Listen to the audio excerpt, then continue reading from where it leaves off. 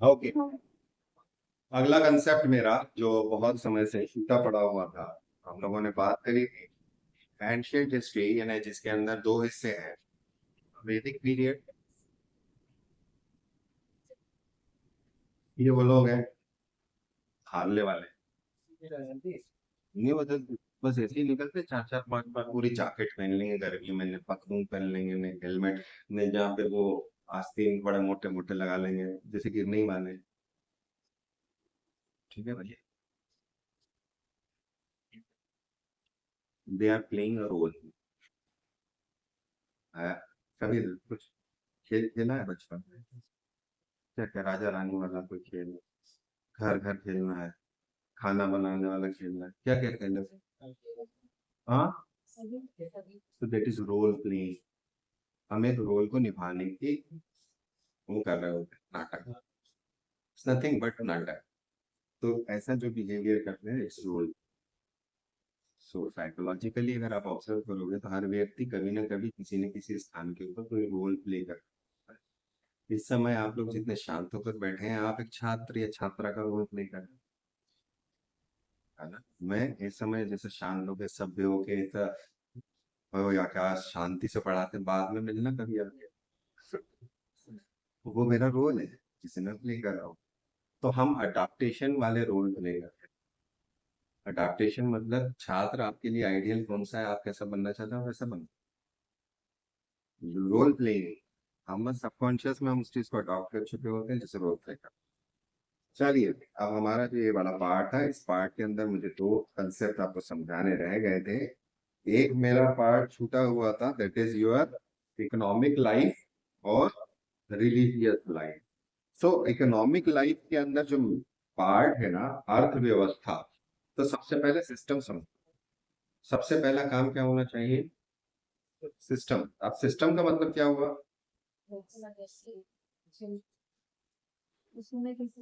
हाँ, मतलब communist system है, मार्क्सिस्ट सिस्टम है, कैपिटलिस्ट सिस्टम। Yes, yes. आपको यही समझना है। What is economy? Economy is transaction. Economy is nothing but interchange. Economy is nothing but interchange. So यहाँ पर सबसे पहली जो थी, उसकी बुनियाद रखी गई थी पास्टोरल और एग्रीकल्चरल इकोनॉमी पर। लेकिन लेटर वैदिक के अंदर धीरे धीरे सेटलमेंट होना चालू होते हैं और एग्रीकल्चर प्राइमरी बनने लगता है। बात क्यों है? क्योंकि we are talking about thousands of years. फिर मेथड कैसे थे? बोले, बैल जो होता था अर्ली वैदिक में, वो खेत को जोतता था। आर्टिफिशियल इरिगेशन उन्हें पता था, और दो बैल के जोड़े से ये खेती करते थे। लेटर वैदिक में लोहे का हल बनने लगा था, और 24 बैल का बैल जोड़ी था। मतलब 24 बैल, 12 जोड़ी, और पीछे लोहे का हल। मतलब क्या, मतलब सबसे हैवी वाला ट्रैक्टर वाला पावर लगता होगा उसके अंदर। अब 24 बैलों को चलाने के लिए लोग भी उतने चाहिए थे। तो ये इनिशियल फेज में क्यों था? क्योंकि खेत को फाड़ना था। कच्ची जमीन, मतलब मजबूत जमीन को फाड़ेंगे तो कुछ बो पाओगे, तो वाला काम है। आर्टिफिशियल मेथड्स और इम्प्रूव हो गए थे। लेटर वैदिक में आते आते दो क्रॉप्स उगाने लग गए थे। इसके अंदर राइस मिलने लगा हमें, पल्सेस, कॉटन, ये दो नाम नए हैं। अब लैंड कैसी थी? तो अर्ली वैदिक में कॉमन लैंड हुआ करती थी। लेटर वैदिक में ये किसान की पर्सनल प्रॉपर्टी। तो यहाँ पर एक राजन्य नाम होता है। ये जो राजन्य है, इसके पास एक अथॉरिटी होती थी कि किसी एक नॉन आर्यन को उसकी जमीन से निकाल के भगा दे और उसकी जमीन पे कब्जा कर ले। रिवेन्यू, यानी जिसे हम टैक्स बोलते हैं, अर्ली वैदिक के अंदर वॉलंटरी हुआ करता था, जिसे हम बलि बोलते हैं। याद आया? बलि, भाग। लेकिन लेटर वैदिक में ये कंपलसरी में आ जाता है, 1/10 से 1/6 of share to the state. Animal husbandry हुआ करती थी, cows, bulls, oxes, goats, sheep, ass, donkey. Cattle rearing early वैदिक में मेन सोर्स था। काउ मोस्ट इंपॉर्टेंट एनिमल थी। काउ एक्सचेंज का एक यूनिट भी थी, और काउ को माना जाता था कि जहां गाय होगी दैट इज कामधेनु, वहां प्रॉस्पेरिटी आएगी। घोड़े की बहुत ज्यादा कीमत होती थी। हंटिंग करते थे ये लोग, lions, bears, buffaloes, deers, bird, antelopes. और चाल का, अब ये क्यों कर रहे हैं भैया हंटिंग? नहीं, हंट का के लिए कर रहे हैं? हंट बलि नहीं होता, हंट इज नॉट बलि। या तो शौक में मार रहे हो या कंजम्पशन। लेटर वैदिक टाइम पीरियड में हमें हाथी के बारे में पता चलता है कि हाथी को टेम कर लिया। हाथी गर्म इलाके का है, हाथी गर्म इलाके का है। हाथी ठंडे इलाके में नहीं मिलता, जो गलम गलम में मिलता है। लायन गर्म इलाके का है। अब अगला है टेक्सटाइल, यार्न वीविंग, वूल, लेटर कॉटन और क्लॉथ मेकिंग। अगर टेक्सटाइल यानी धागा बनाना, धागे को बुनना, ऊन का काम करना, बाद में कॉटन से काम करना। लेटर वैदिक में सिल्क इंट्रोड्यूस हो जाता है, कॉटन, वूल और सिल्क। अब इनके अलग अलग ऑक्यूपेशन थे जिनके पता चलता है। प्रीस्ट, फिजिशियन यानी डॉक्टर, कारपेंटर, बुचर। बुचर की कैसे वैदिक पीरियड, बुचर मतलब समझते, कसाई।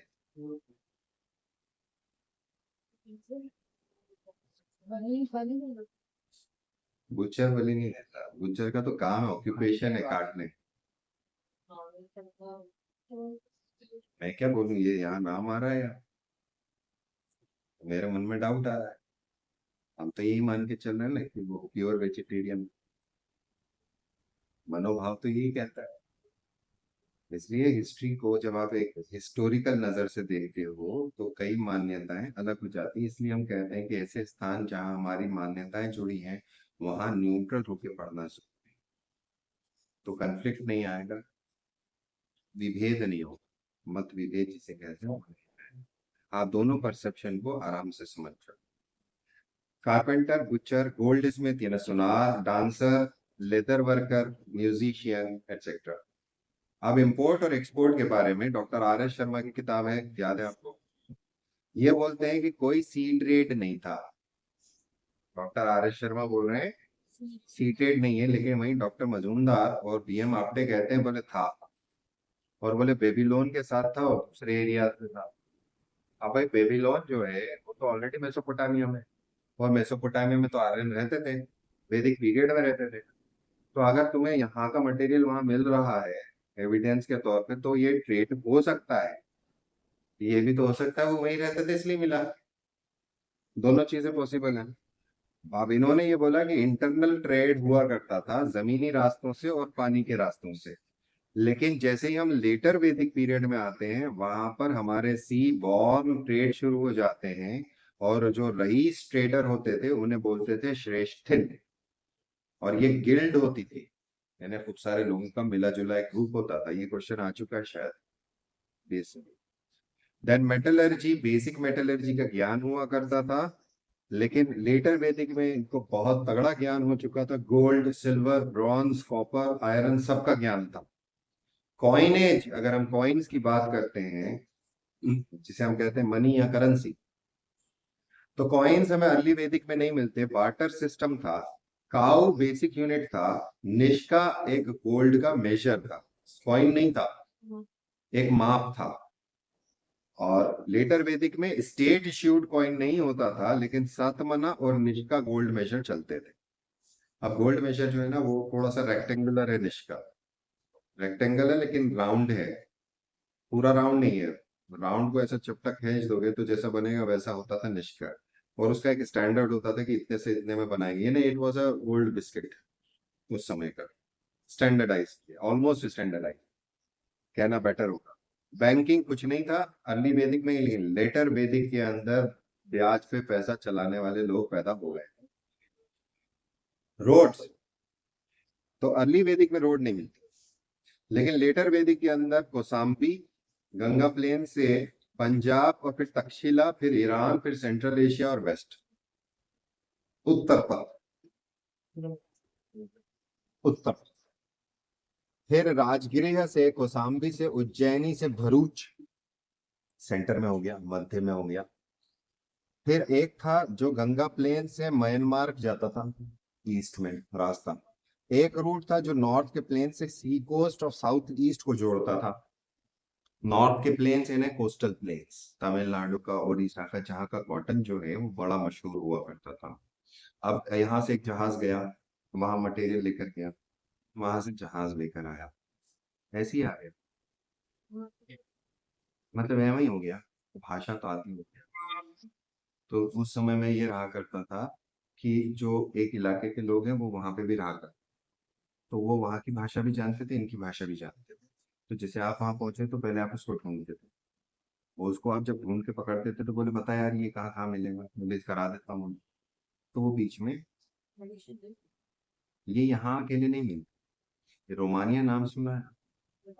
रोमानिया का पुराना नाम सुना है? रोम, रोमानिया।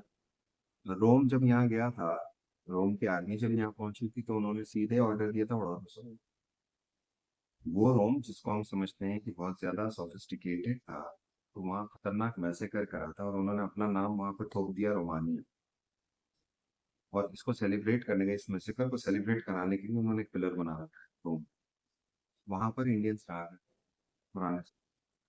आज भी अगर रोमानियन इंडियंस ढूंढोगे आप, सर्च करना, सो दे हैव लॉस्ट इंडियनाइजेशन। अब वो रोमानी लगेंगे आप पूरे, बट आप सर्च करना वो क्या थे। हम लोग जैसे जैसे समय के हिसाब से आगे जा रहे हैं ना, 2024 में पहुंचे, वैसे वैसे हम लोग श्रिंक होते जा रहे हैं। जो पहले इंडियंस थे सब कॉन्टिनेंट की बात, भारतवर्ष की कल बात करें, अगर हम उसके लोगों को लेते हैं तो वो विश्वव्यापी फिनोमेना। आपको मैंने एक बार बताया होगा, कौन से बाबा ने बात किया था, हुसैनी ब्राह्मण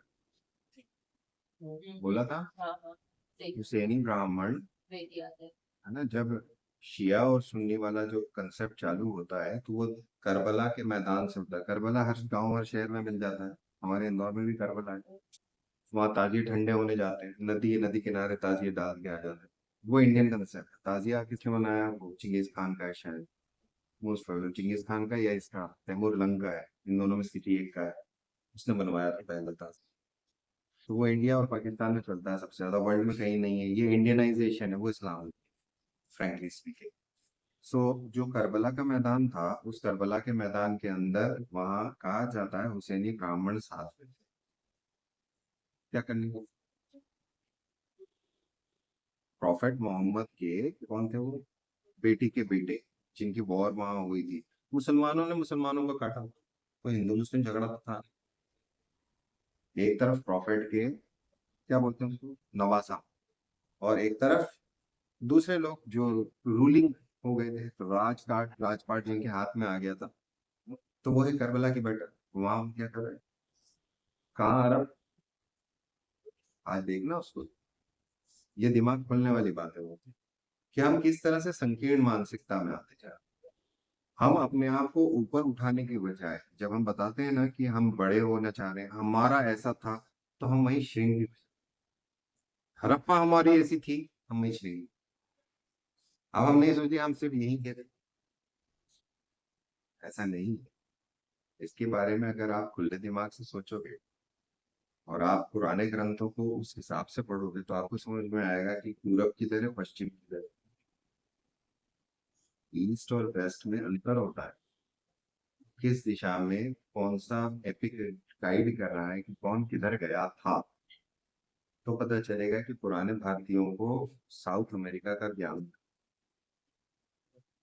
पुराने भारतीय इंडियंस, वो नॉलेज हुआ करता। मैंने यहाँ ही नहीं बोला हिंदू इंडियंस को या बुद्धिस्ट इंडियंस को या द्रविडियन इंडियंस को या शैव इंडियंस को, पुराने इस इलाके के इंडियंस। तो हम क्या समझ लेते हैं कि we must have a land to show off कि हम यहाँ के। जब आप ईश्वरीय शक्ति में विश्वास करते हो तो ईश्वर कौन है? क्या वो सिर्फ एक इलाके को बनाने वाला है या पूरी जगह को बनाने वाला है? उसने ऐसी इतनी जगह बना रखी। जब वो पूरे ब्रह्मांड को चलाने वाली शक्ति रखता है तो हम कौन हो? तो पहले आपको पता नहीं था कि ब्रह्मांड का वास्टनेस कितना है, आज तो हमें पता है थोड़ा बहुत। अब तो हम 14.5 बिलियन ईयर से पहले देखने लग गए, तो अब ये कंफर्म हो गया कि बिग बैंग जो है 14.5 बिलियन ईयर्स पहले नहीं हुआ है, क्योंकि अभी जो नया टेलीस्कोप भेजा है उसने हमें उससे भी ज्यादा दूर की लाइट को रिकॉग्नाइज करवा दिया है। दैट इज द कंसेप्ट कि जैसे जैसे हमारा ऐसा ज्ञान बढ़ रहा है, हम वैसे वैसे नैरो होते जा रहे हैं। जबकि हम लोग जिसे वास्तव में कहते हैं विश्व की, आप सोच के देखिए भारत के अंदर जो लेवल ऑफ फिलोसफीज है, अगर एक खुले दिमाग के साथ आप देखना चालू करोगे तो आप मंत्रमुग्ध हो जाओगे। इसके अंदर आपको बयास निकालना, मन में रूढ़िवादिता जिसे कहते हैं, नहीं हमारा ये बिलीफ है और हम इसी को मानेंगे, आप उसको एक तरफ रखें अपने दिल में। पढ़ने के जब बैठे तो पढ़िए उस तरीके से जिस तरह से दिमाग खुलाओ, फिर आप उसको एडमायर करना चालू करें, फिर आपको प्रेम हो जाएगा अपने कल्चर से, अपने ट्रेडिशन। वास्तव में आप बताओ, जिस भी सेंस में आप हैं उस सेंस की फिलोसफी हम, इतना डाइवर्स कल्चर पूरे वर्ल्ड में कहाँ मिलता है। और 1 साल का, 2 साल का, 100 साल का नहीं है कल्चर, संस्कृति है, धर्म नहीं है। अब क्या हो गया है कि अब हमने उसे धर्म बनाया। आप किसी भी धर्म के हो सकते थे, कल्चर तो कॉमन था ना, वो था भारतवर्ष। वो एडमिरेशन था एक दूसरे, वो ऐसा एडमिरेशन होता था कि सब वेदों का अगर एडवांसमेंट होना चालू हुआ है तो अल्टीमेटली कहाँ पहुंच गया वो ध्यान लगाने पे पहुंच गया, मेडिटेशन पे पहुंच गया। मेडिटेशन दूसरा थॉट है, मेडिटेशन का थॉट दूसरा है, किताब बाद में लिखी गई। तो ये कंसेप्ट है कि इंटर लिंकेजेस कितने हैं। इवन की जो सूफी आए थे इस्लाम में, तो सूफियों का इंटरेक्शन साधुओं के साथ हुआ है। तो एक संप्रदाय सूफियों का इस प्रकार से होता था, जो वो क्या बोलते हैं, वो रामदेव बाबा क्या करते हैं, हाँ वो प्राणायाम जैसा है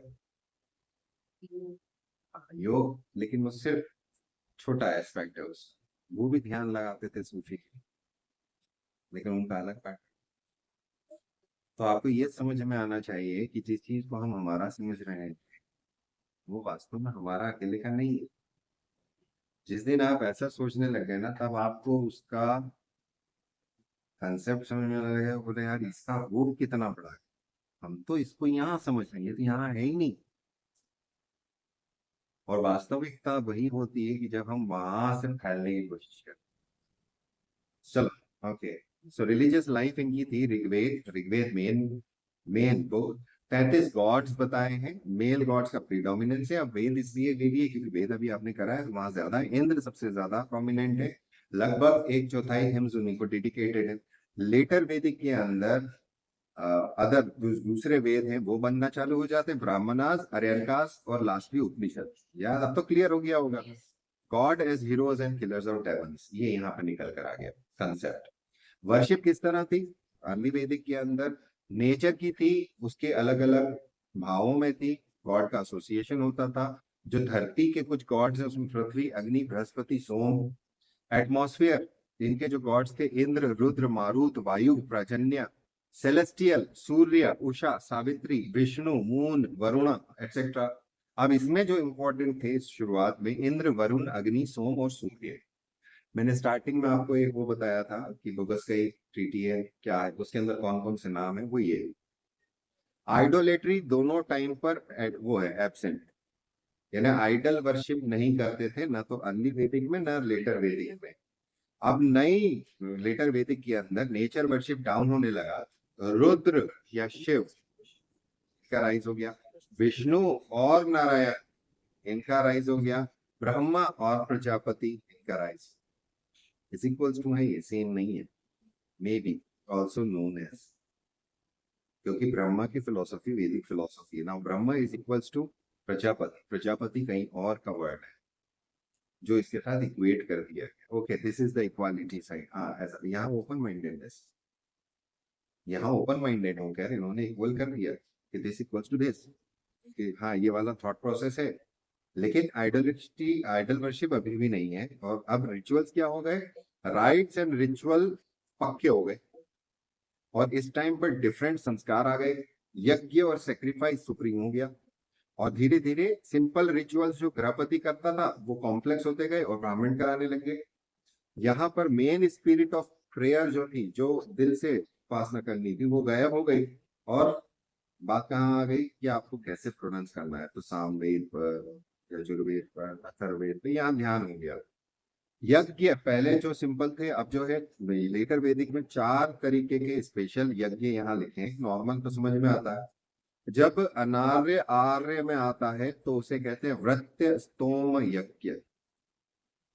व्रत्य स्तोम यज्ञ, एक राजा को अपना राजपाट बनाना है, असर्टन करना है, तो राजसूया और अश्वमेधा। और एक अगर पुरुष की बलि देनी है तो उसे बोलते थे पुरुष मेधा, नर बलि 1 साल बाद। अब किस तरह का था मोनिज्म? मोनिज्म मतलब क्या होता है? एक एकेश्वरवाद, एक ही सुप्रीम गॉड में विश्वास हुआ करता था, वही सबसे खतरनाक पावर माना जाता था। लेटर वैदिक में सबकी फिलोसॉफी आ गई और मेडिटेशन होने लगा विद सेल्फ टॉर्चर, ताकि निर्वाण मिल सके और यज्ञों को सब्स्टिट्यूट किया जा सके, यानी यज्ञ प्राप्त करके अगर नहीं कर रहे हो तो तब करके कर। और ये बात करते हैं आर्यन काल। आर्यन काल लिंक बनते हैं इसलिए ब्राह्मणास की और उपनिषद की। यहाँ पर ज्ञान और निर्वाण, सिर्फ ज्ञान लेकर बात करने की बात करी, प्योर ज्ञान मार्ग आ गया, वो हो गया उपनिषद। तो ये फिलोसॉफी चूंकि तुमने अभी वो पढ़ लिया है, इसलिए फटाफट दिमाग में उतर जाएगा कि ये क्या बोल रहा है। अगर वो पहले पहले हमें उसको सप्लीमेंट्री रखना था, इस बार मैंने उसको बेस बनाया है और ये उसका सप्लीमेंट्री, क्योंकि वही सोर्स है और इसी सोर्स से ही पढ़ा। इनके बिलीफ बड़े सिंपल होते थे। वैदिक में लाइफ को इंपॉर्टेंस देते थे, लेटर वैदिक में लाइफ को कॉम्प्लेक्स कर दिया। बोलने लगे universe is Brahma, but Brahma is आत्मा, वन ऑफ इवॉल्विंग थॉट। अब नए कॉम्प्लेक्स थॉट उठने लगे ब्रह्मा के बारे में। कंसेप्ट ऑफ हेल और हेवन आ गया, स्वर्ग नरक, निर्वाण, ट्रांसमाइग्रेशन ऑफ सोल, ये शुरुआत में नहीं, लेटर वैदिक में जोड़ा है कि आत्मा जो है वो, एंड कर्म, ये परफेक्शन पे आ गया। आरसी मजूमदार के हिसाब से Rigveda is a source book of first rate importance for study and appreciation of gradual development of Hindu culture, and no wonder it is revered by 300 million। उस समय 30 करोड़ थे जिस समय मजूमदार साहब ने लिखी है। ये मत कहना कि सर 30 करोड़ गलत लिखी है। Hindus of the holiest of Holi, इसलिए इस किताब को होलीएस्ट ऑफ होली कहा जाता है। इसका रेफरेंस ये, सोर्स ये। फिर हिंदुइज्म के बारे में बोला है, हिंदुइज्म से synthesis of Aryan and non Aryan thoughts, Aryan and with Atharvaveda influence from non Aryan. अभी मैंने पढ़ाया, अभी मैंने बात करी, तो नॉन आर्यन एलिमेंट कैसे आते हैं। So all embracing system of toleration और सिंथेसिस इज हिंदुइज्म। ठीक है, अब अगला पार्ट जो मेरा यहाँ पर बनता है, दैट इज योर एमपी का हिस्टोरिकल सप्लीमेंट। बेसिकली ये कहा जाता है कि एमपी का जो ये इलाका हुआ करता था, इसकी अलग से बना